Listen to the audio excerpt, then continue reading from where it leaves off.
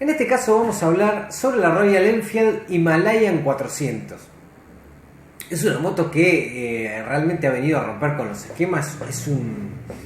Es una moto rara, y el motor es raro porque es un motor nuevo, porque se diseñó en la actualidad, pero que responde a una carrera de pistón que ya no se utiliza más, que es extremadamente larga.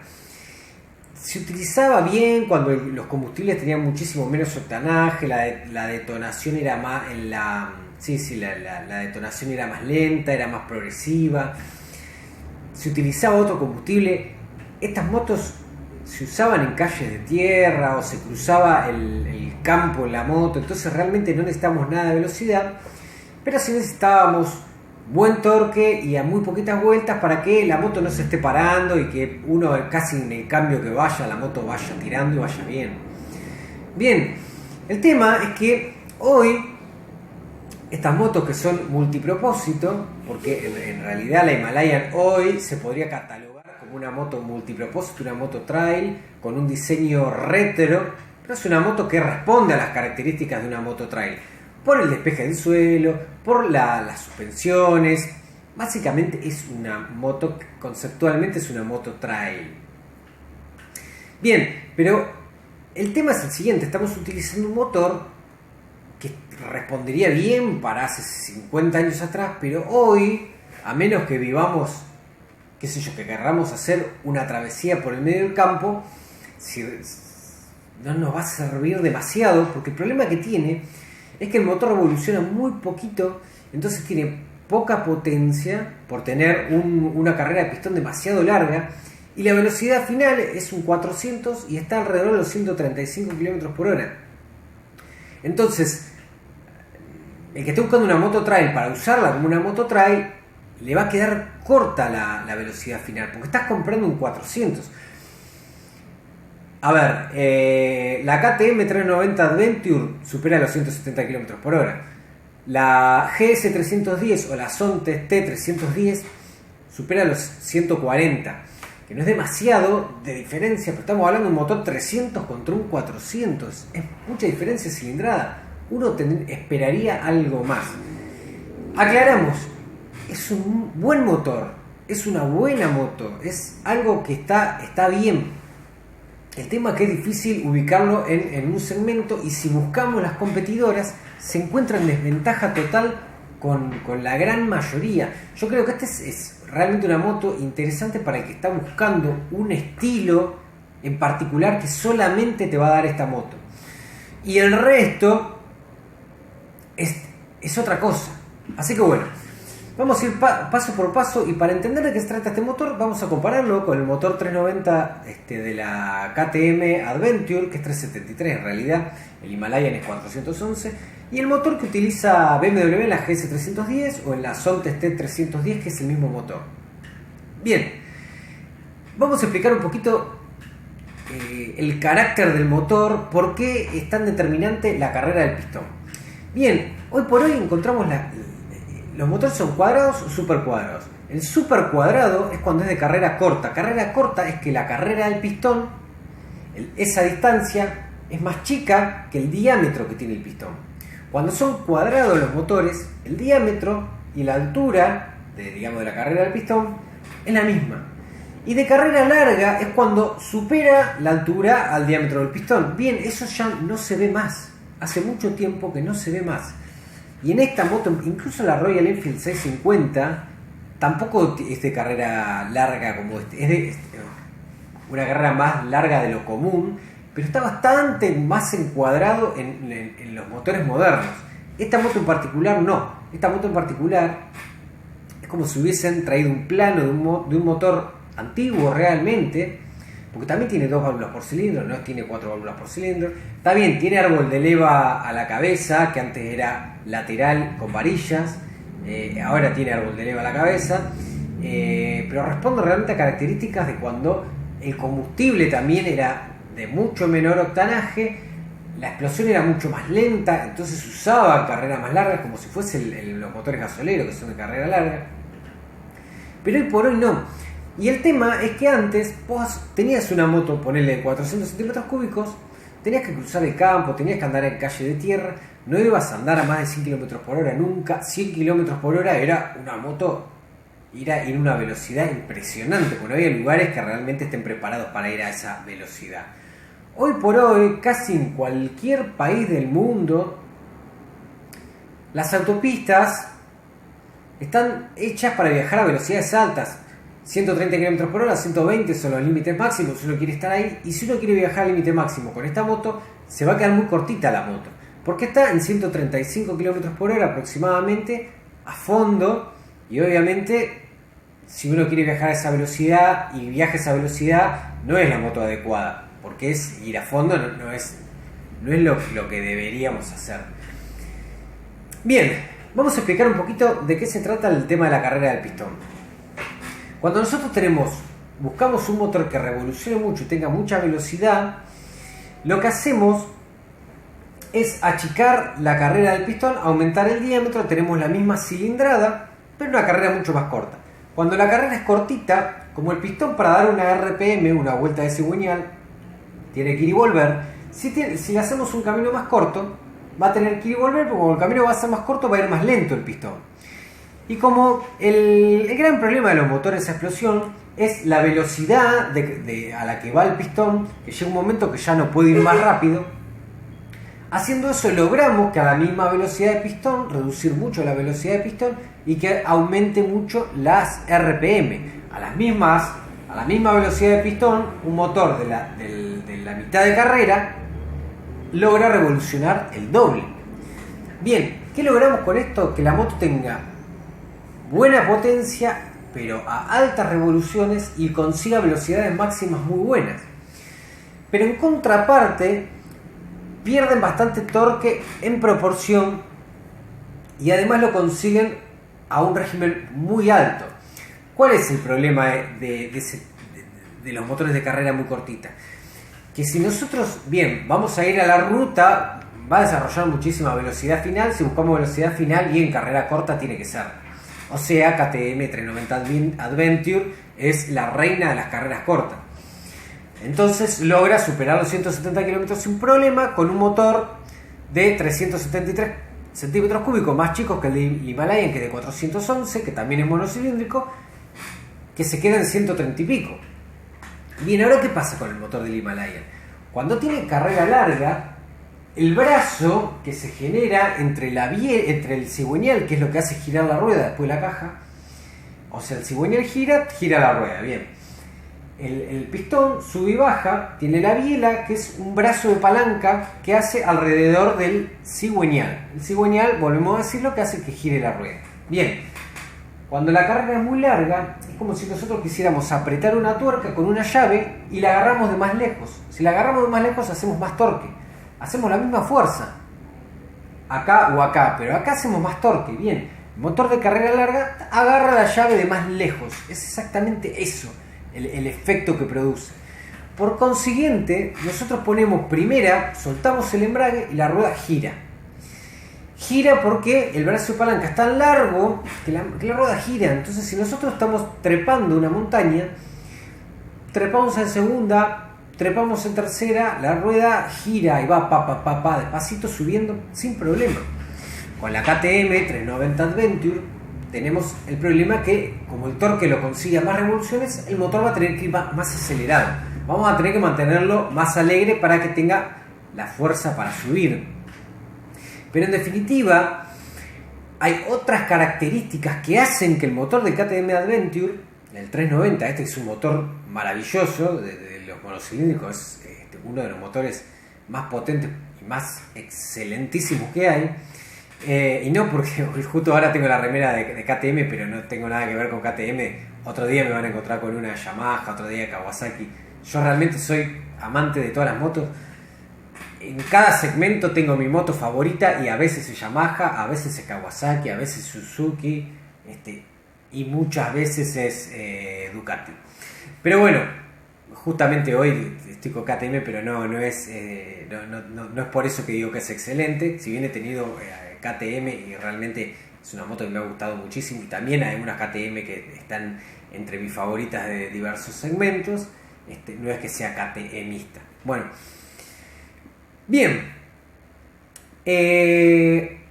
otra diferencia que tiene la Himalayan con la KTM 390 o la Sontes T310 o la GS 310 es que la Himalayan tiene dos válvulas por cilindro, una de admisión, una de escape.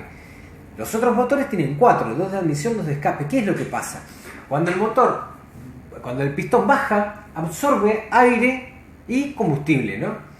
Si el agujero es muy chico, porque es una válvula sola, tiene que hacer vacío, entonces tiene que hacer energía que ya produjo el motor para impulsar el pistón para abajo, pierde es una parte de esa energía en hacer fuerza para que entre el aire, y cuando termina de bajar no entra el volumen exacto de la cilindrada porque queda vacío cuando cierra la válvula, justamente por esta diferencia, por este tema de que una válvula sola, a pesar de ser más grande, tiene menos entrada de caudal que dos válvulas un poco más chicas, que se pueden repartir mejor en la cabeza del pistón. Sobre todo en los motores de carrera larga, que el problema que tiene es que la cabeza del cilindro es mucho más chica todavía que los de carrera corta, que tienen una cabeza más grande para equiparar la cilindrada, ¿no? Entonces, eso en la admisión. Y en el escape, una vez que hizo la explosión y tiene que expulsar los gases de escape para fuera del motor, pasa lo mismo, empuja, y si tiene una válvula sola muy restringida, parte de la fuerza que ya generó la está utilizando, entonces en definitiva perdemos torque, perdemos potencia, y el motor puede revolucionar menos porque está como frenado, por así decirlo. Bien, y lo otro es el tema de la compresión. El motor del Himalayan tiene 9,5 a 1, es algo que prácticamente tampoco se ve más, excepto que los motores viejos utilizaban combustibles de muy poco octanaje. ¿Y por qué? Esto es así. Vamos a empezar a explicar primero para qué sirve la compresión y por qué a medida que tenemos más compresión aumenta la potencia. Esto es bastante simple y es interesante. Nosotros, si se cierra la válvula de admisión escape, el pistón está abajo, empieza a comprimir el aire como si fuese un resorte. Bien, los motores que tienen más compresión, lo que quiere decir es que el pistón llega más arriba, comprime más el aire. Los que tienen menos, lógicamente, más abajo, comprimen menos. Bien, ¿qué pasa? Cuando el pistón llegó arriba, se genera la explosión. Esa explosión del combustible con el oxígeno hace que el pistón baje. ¿Y por qué baja? Porque se expande, se genera una expansión, se genera un aumento de presión que hace que baje. Pero ¿qué pasa? El aire funciona como un resorte. Si nosotros lo comprimimos más, tiene menos capacidad ese aire que nos queda de absorber parte de la energía que genera la explosión del oxígeno con la nafta. Entonces, si nosotros lo comprimimos más, esa energía se va a aprovechar para que el pistón baje con más fuerza, tenga más potencia, más torque y más revoluciones también, porque logra impulsarlo con más fuerza, y a la vez también consumen menos combustible, justamente porque aprovechan la misma cantidad de oxígeno y aire, lo aprovechan mejor, no le estamos metiendo más aire, más oxígeno, más aire, más nafta, como si le pusiéramos turbo o como si tuviéramos más cilindrada. Bien, pero ¿cuál es el problema? Que cuando se comprime mucho la mezcla de aire y nafta, si el combustible es de muy bajo octanaje, tiende a autodetonar. Entonces hace una pre-explosión antes que llegue el pistón y pistonea. Se escucha ese clac, clac, clac, clac, clac, que ese es pistoneo, que es muy destructivo para los motores. Pero ¿qué pasa? En los años, 50, 60, 70, los combustibles era la común, la super, y la super tendría 90 octanos. Mucho menos de lo que tiene la super ahora. Entonces está bien, los motores tenían 8 y pico de compresión, 9 los de alta compresión, porque el combustible no daba para eso. Pero hoy los combustibles dan para tener, y hay motores de 13 a 1 de compresión que funcionan muy bien con el combustible actual que tenemos ahora. Entonces eso también responde un poquito a por qué el motor es como si fuese un diseño antiguo, traído y con alguna que otro cambio, como inyección electrónica, árbol de leva a la cabeza y no mucho más que eso. Bien, pero ¿qué pasa también? Cuando la compresión es muy alta, el otro problema que tenemos es que aumenta mucho la temperatura del motor. Y el motor del Himalayan está refrigerado por aire. El problema de los motores refrigerados por aire es que si nosotros estamos en un circuito un poco trabado, donde el motor tiene poco caudal de aire para que se refrigere, levanta muchísima temperatura, anda a una temperatura más alta de lo que debería. Y cuando uno va a la ruta a una velocidad constante, el motor va mucho más frío de lo que debería. Si nosotros le ponemos más compresión a este motor, el problema es que cuando esté más caliente de lo que debe, va a estar más caliente todavía. Y no va a poder regular la temperatura como corresponde y se va a terminar rompiendo el motor. Entonces, los motores que son refrigerados por aire suelen tener poca compresión, porque buscan eso, que no se calienten demasiado. Y además, como los motores que son refrigerados por aire generalmente son motores de poca potencia, son motores relativamente que buscan economizar el conjunto de la moto, que es una moto económica, le ponen poco porque en realidad uno no espera mucho una moto económica. Bien, los motores que tienen refrigerado por líquido, el termostato se abre cuando necesita más caudal de agua para aumentar la circulación de agua más fría para refrigerarlo, y cuando ya está circulando todo, si se calentó de más, se prende el electro, te baja la temperatura y listo, entre el termostato y el electro te están regulando la temperatura del motor todo el tiempo y se mantiene un régimen muy parejo por más que esté en un tránsito trabado o en la ruta. Y además los motores que están refrigerados por aire, la temperatura al estar muy elevada y muy frío en otros momentos, y al haber esa expansión y esa contracción, hace que los metales trabajen a veces más apretados, a veces más holgados, y entonces se gastan más. Son motores que tienden a consumir aceite. Bien, entonces volvemos. El motor de KTM, el motor de la Zonta, la GS, está refrigerado por agua. Es otra tecnología, tienen 4 dólares por cilindro, es otra tecnología, y por consiguiente consiguen más torque, más potencia, a más régimen porque tienen una carrera más corta. Bien, si nosotros vamos a los valores, realmente los valores son abismales. ¿Por qué? Porque la potencia de la Himalayan es de 24.5 CV a 6500, muy abajo. Y por otro lado tenemos la KTM 390 que tiene 43 CV a 9000 revoluciones, bastante más arriba, pero es un 75% más de potencia. Si fuese proporcional con la cilindrada, necesitaríamos un 750 de la Himalayan para tener semejante potencia. Pero por contraparte, como decíamos que el motor de la Himalayan es de carrera larga, y eso logra buen torque y a muy bajas revoluciones, tenemos 32 Nm a 4000 vueltas.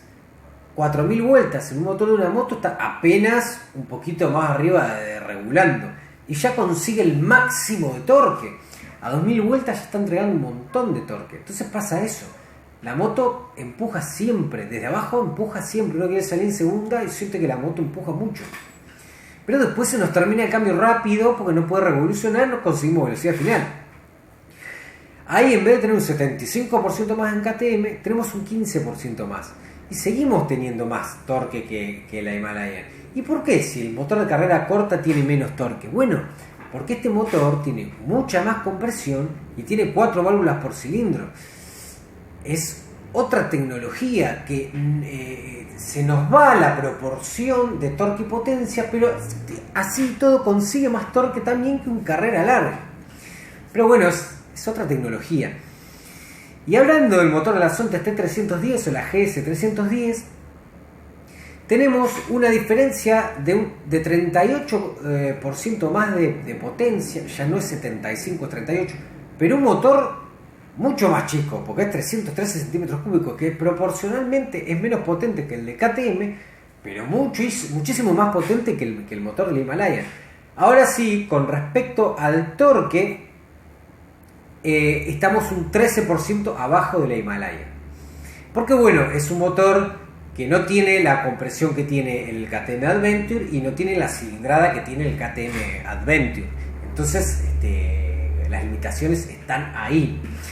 Es un motor un poco más manso que el del KTM Adventure, pero mucho más radical que el del Himalayan y con una cilindrada mucho más chica. 313 contra 411, mucha diferencia, y sigue siendo un monocilíndrico. Pero bueno, con 4 válvulas por cilindro, doble donde eleva la cabeza, más compresión, una relación más corta, es un motor más deportivo. Entonces, estás buscando una moto súper rara, antigua, y la vas a tener como un objeto casi coleccionable para salir a pasear. Sí, la Himalayan es una moto fantástica. Es duradera, la moto es buena, es una marca muy legendaria, es una linda moto para tener. Pero si estás buscando una moto para viajar, y viajás a velocidad máxima permitida 120, 130, andate a la KTM 390 Adventure sí, o andate a un TRK 502, o andate a una Macboard Montana 500, una Tekken 500, hay muchas opciones. Ahora, si estás buscando una moto que te permita andar a 110, 120, un poquito mejor que la Himalayan, con un consumo más bajo, un motor un poco más moderno, bueno, es más ideal la GS310 o la Sontes T310, pero bueno, estamos hablando de un diseño totalmente diferente, que apunta a un público mucho más joven, es otra cosa. Pues decimos que la Himalayan tiene su público y nada más, casi no tiene comparación con ninguna otra moto. Así que bueno, de esta manera concluimos este informe. Espero que les haya servido un poco como para tener un concepto de qué se trata esta moto tan diferente, pero con un carácter, una personalidad tan única, que es la Himalayan de Royal Enfield. Así que bueno, de esta manera concluimos con el informe y nos vemos en el próximo video.